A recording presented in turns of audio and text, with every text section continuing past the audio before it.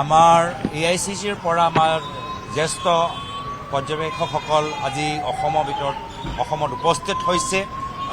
ভূপেশ বাঘেল ডাঙৰীয়া, আমাৰ ছত্তীশগড়ৰ প্ৰাক্তন মুখ্যমন্ত্ৰী DK শিৱকুমাৰ ডাঙৰীয়া, আমাৰ কৰ্ণাটকৰ উপ মুখ্যমন্ত্ৰী লগতে বন্ধু তিৰ্কী ডাঙৰীয়া, আমাৰ AICC general secretary in charge Jitendra Singh ডাঙৰীয়া, AICC কেইবাগৰাকী আমাৰ বিষয়াসকল আজি গুৱাহাটী আৰু অসমৰ বিভিন্ন ঠাইত তেওঁলোকে ৰাওনা হৈছে। তেওঁলোকক বিশেষভাৱে নিৰ্দেশ দিয়া গৈছে যে অহা 4 তাৰিখৰ যে কাউণ্টিং নিৰপেক্ষভাৱে হয়, কাউণ্টিঙৰ ক্ষেত্ৰত প্ৰশাসনৰ নিজৰ ভূমিকা তেওঁলোকে ভালদৰে পালন কৰে, সংবিধানৰ প্ৰতি তেওঁলোকৰ যে শপত, সেই শপতৰ প্ৰতি দায়বদ্ধ হৈ তেওঁলোকে কামখিনি কৰে আৰু অসমৰ জনসাধাৰণে তেওঁলোকে যি ৰায় নিজৰ ভোটৰ যোগেদি প্ৰকাশ কৰিলে সেই ৰায়টো মুকলি হওক, তাৰ বাবে বিশেষভাৱে নিৰীক্ষণ কৰিবলৈ আমাৰ AICC এটা বিশেষ টীম কিছুমান এইকেইটা দিনৰ ভিতৰত আহিব।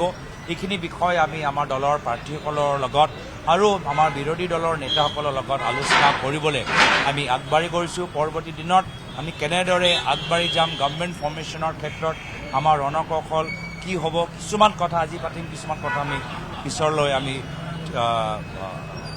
অলপ পিছত আমি ৰাখি থৈছোঁ, পিছত আমি সেইখিনি কথা পাতিমগৈ। অসমৰ জনসাধাৰণে অসমক বচাবলৈ এইবাৰ বিৰোধী দলক চৰকাৰ বনাবলৈ এটা সুযোগ দিবগৈ, যি কথা আমি অহা 4 তাৰিখত আমি দেখা পাম। বিভিন্ন এক্সিট পলৰ সম্পৰ্কত সকলোৱে আজি গম পাইছোঁ যে ভয়ৰ যি পৰিস্থিতি আছে, যে কোনো ব্যক্তি মুকলিকৈ নিজৰ কথাবোৰ ক'ব নিবিচাৰে। আজি অসমৰ ভিতৰত সাংবাদিকখিনি মুকলিকৈ প্ৰশ্ন কৰিব নোৱাৰে। আমি অসমৰ ভিতৰত আমি নিজেই আমি চৰ্চা কৰিছোঁ যে কেনেদৰে মানুহৰ মনত নিজৰ কথা ক'বলৈ এটা ভয় আহে, চৰকাৰ বিৰুদ্ধে কথা ক'বলৈ এটা ভয় মনত থাকে আৰু চৰকাৰ বিৰুদ্ধে কথা ক'লেই লগে লগে তেওঁলোকক ট্ৰল কৰা যায়, মহিলাসকলক অপমান কৰা যায়, যুৱকসকলক জেললৈ পঠাই যায়। তো সেইকাৰণে আজিৰ তাৰিখত বৰ্তমান ৰাজনৈতিক পৰিস্থিতিত জনসাধাৰণে নিজৰ মনৰ কথাবোৰ বাস্তৱভাৱে প্ৰকাশ নকৰে, যাৰ ফলত বহুতখিনি ৰেটিং এজেঞ্চি বাস্তৱ কথাখিনি গম নাপায়গৈ। তো সেইকাৰণে যি চাইলেণ্ট ভোট আমাৰ বিৰোধী দলৰ পক্ষত পৰিছে, যি ডাঙৰ আণ্ডাৰকাৰেণ্ট আমাৰ পক্ষত আমি দেখা পাইছোঁ, সেইখিনি কথা এক্সিট পলৰ এজেঞ্চিবোৰ ধৰিব নোৱাৰে। তো সেইকাৰণে সেইখিনি টিভি বাতৰিত তেওঁলোকৰ কথাবোৰ চলি থাকক।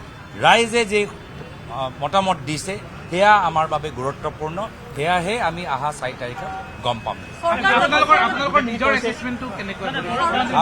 আমাৰ চৰকাৰ, আমাৰ ইতিমধ্যে আমি কৈছোঁৱেই যে আমাৰ চৰকাৰ হ'বগৈ।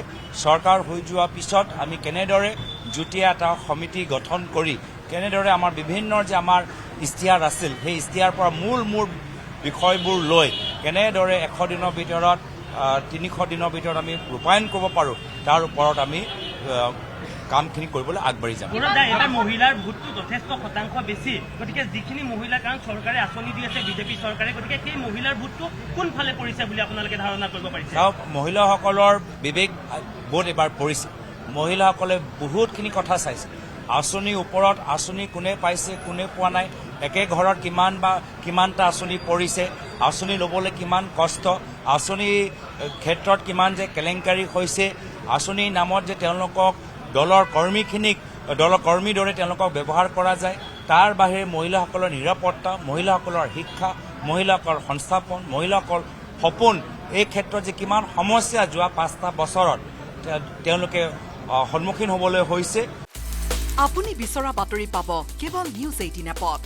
নিউজ 18 এপ ডাউনলোড কৰিবলৈ স্কেন কৰক এই QR কোড। গুগল প্লে ষ্টৰতো পাব এই নিউজ 18 এপ।